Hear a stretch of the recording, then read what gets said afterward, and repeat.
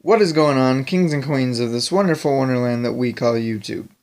Today we are back with another review, and as the title suggests, it's Call of Duty Infinite Warfare. Now, right from the beginning, I gotta be upfront and honest with you guys and say that this isn't a review I was even remotely beginning to fathom doing when I started playing this game. This is a game that I was playing primarily out of boredom. It was a game that I got for Christmas, and I just decided recently to sit down with it and check it out and play through it. And I was just going to leave it kind of by the wayside without so much of an honorable mention, because, at the end of the day, it's Call of Duty. Who really cares? However, through, playing the game and beating the game, there was something that jumped out at me that I really felt the need to share and discuss and weigh in on. And that would be the fact that the story mode or the campaign of Call of Duty Infinite Warfare primarily takes place in space. And while this may not be a major issue for some of you, it left me feeling a little bit weird. Now, I know that, gaming's grasp on the future and the whole, robots thing and space and whatever is a big cash cow. It's very common. Everybody's cashing in on it. And primarily, that would probably be because there's a lot of things that you can do. Because it's not historical, it's not set in stone. Nobody knows what the world is going to be like in 100 years, 200 years, whatever. So, it's up for grabs. And I definitely don't have anything against Call of Duty for cashing in on that.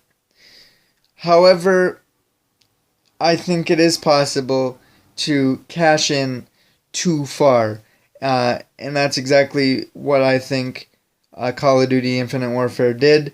And to prove my point, and to give you an example, let's just use Advanced Warfare as a comparison point. Advanced Warfare was a story that I really, really actually liked. It dealt with more of the starting to build up mechanical things in the military, kind of making future soldiers, if you will, with exoskeletons and stuff. But at the end of the day, it was still very possible. Yes, it was futuristic, but it was futuristic in a way that I was like, yeah, this could actually happen. And honestly, look at the world outside you. Look at the world around you. Advanced warfare is a direction in the world and military and warfare and all that I wholeheartedly believe will happen someday. And some would argue maybe it already kind of is. But it straddles the line very nicely of being futuristic and being different, but still being able to be close to home. Now, Infinite Warfare is quite the different story. I think that we skipped a couple time periods in between Advanced Warfare and Infinite Warfare. And what I mean by that is basically the storyline starts out, and all it gives us is basically the fact that Earth's, demands for living have become too great to manage by itself. So we've had to reach out into space and harvest resources and kind of colonize different things to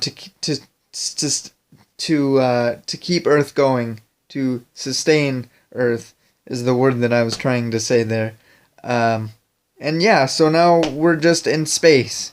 And, Call of Duty is one of those games that have has been around a long time. And it's a game that everybody has played at some point in their life. and it's one of those games that everybody knows. Everybody knows what a Call of Duty game is about. Everybody knows what to expect with a Call of Duty game. What it should look like, what it should sound like, what it should feel like, all that. Everybody knows. And it becomes a problem when that really isn't recognizable to someone like me who has played every Call of Duty game and who currently owns every Call of Duty game. To me, it's not a Call of Duty game. It doesn't come across as a Call of Duty game. Everything from the storyline situation to some of the gameplay mechanics, it's not Call of Duty. An example of that would be the enemies that you fight in the game.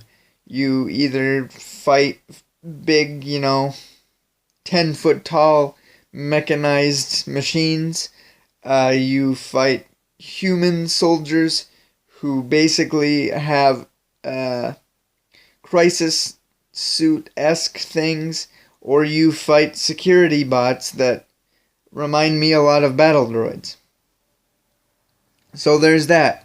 Another aspect would be the fact that your main character that you play as is a pilot, so you spend a lot of time in his Jackal fighter plane spaceship thing, which I will be the first to tell you, probably the best parts of the game. The flying and the spaceship bits, or the jet bits, are part of the game that I actually liked. However, these dogfights weren't something where I went, this is a Call of Duty-esque dogfight. This actually registered a lot to me, when I first thought of it. Instead of going Call of Duty, my mind went to directly to Star Wars Battlefront. Those spaceship battles. I'm assuming you know what I'm talking about. If you don't, look it up. So Call of Duty Infinite Warfare definitely registers more to me as a Star Wars game that never was. It was almost like, it was a Star Wars game that got rejected by DICE, rejected by LucasArts or whoever, and they basically said, we have a full game here, what do we do with it? And instead of throwing it away and starting over again with something new, they just kind of slapped it on Call of Duty, because why not? And it was one of those games where if you took away all the branding, all the clues that it could be a Call of Duty game, and you were just like, what could this be? What game is this? Call of Duty would probably be my third or fourth answer, behind, like I said, a Star Wars game, maybe a Mass Effect game, or something like that. Maybe a standalone IP, maybe it's something completely brand new, but Call of Duty would not have been my first answer. And like I said, I don't know if that's a good thing.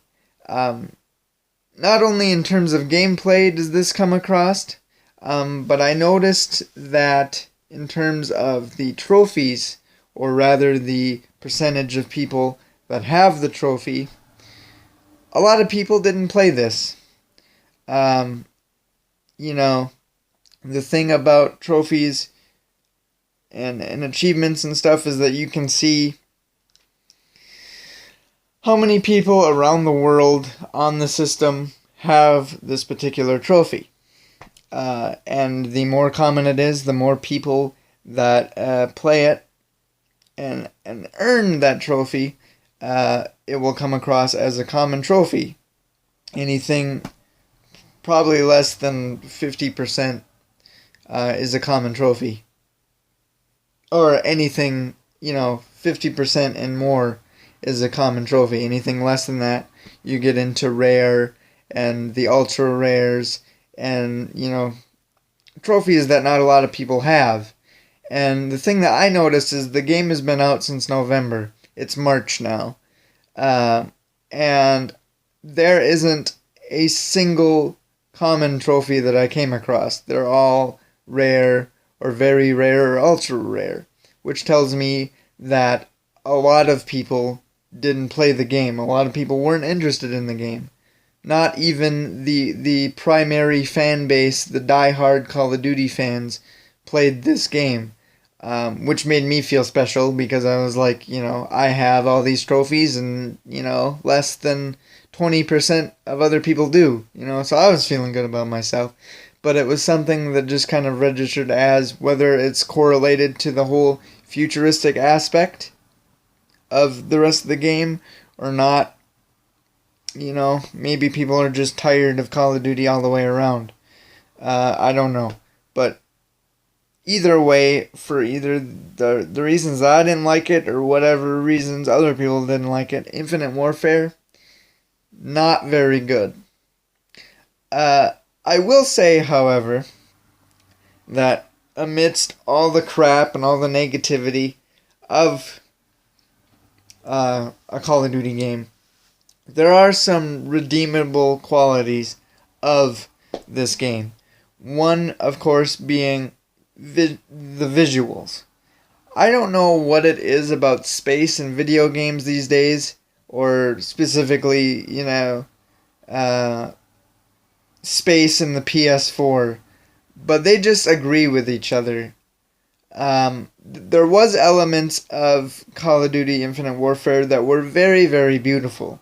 I remember one specific spot in the game where you get you're on, I don't remember what planet it is, but you get a beautiful shot in the sky of Saturn, and it's big and you can clearly see everything and it's just beautiful.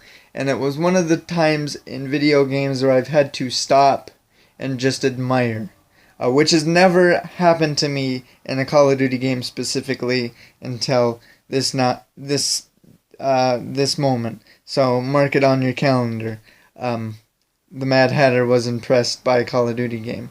But no, it was just beautiful, and I contemplated even taking like a screenshot or a photo of it just because I was like, wow, this is great. And as I said just briefly, gameplay wise, another thing that saves it is these spaceship battles. And maybe it's because it did remind me of Star Wars Battlefront so much, because I love that game. It's one of my favorite games. And maybe, there was a little bit of familiarity where I was like, this is pretty cool. Or maybe it was just the fact that it was the only gameplay aspect of Infinite Warfare that was actually any fun. I got tired of facing enemies that when you shoot them in the head 10 times they don't die, or fighting battle droids, or stuff. So being up in the air, doing these epic dogfights, having explosions all around you and stuff was really cool. And so yeah, gameplay wise, that saves it. So we have visuals, we have gameplay, and actually the biggest thing for me that saved the game is the cast, or the characters. Infinity Ward, even though they don't do everything right, something that I think they do very well in their Call of Duty games is give us a cast of characters that we feel, we get to know really well. We get to like and hate and all that stuff. And while, it did take me quite a while to warm up to this particular cast of characters, by the end of it, I was attached. I'm not going to spoil anything, or I'm going to spoil as little as I can, just in case you're one of the few that has yet to check out this game and want to. But there's the credit section actually is letters from home, or letters to home, from a lot of the cast of characters. And it was very hard for me, as cheesy as this sounds, not to tear up, because I grew to like these characters and to hear these letters of from home, letters to home. I keep saying from home. Letters to home really kind of made it human, and it made it close to home, because this is a lot of things that our soldiers go through in real life. So that was kind of very touching to see, and very, emotional to deal with. So definitely the cast of characters is a light amongst the dark. God, I can't talk today. And it's a very redeeming quality. Like I said, took a while to grow on me, but by the end I was attached to each and every one of them, for what they brought to the story. And yeah, I don't know. If I had to give Infinite Warfare a rating, 5 out of 10. Primarily because it's one of those games where if you don't play it, you ain't missing anything. And if you do, it's a Call of Duty game. I mean, what more is there to say? It's nothing epic. It's nothing primarily different, aside from being in space and not feeling like a Call of Duty game.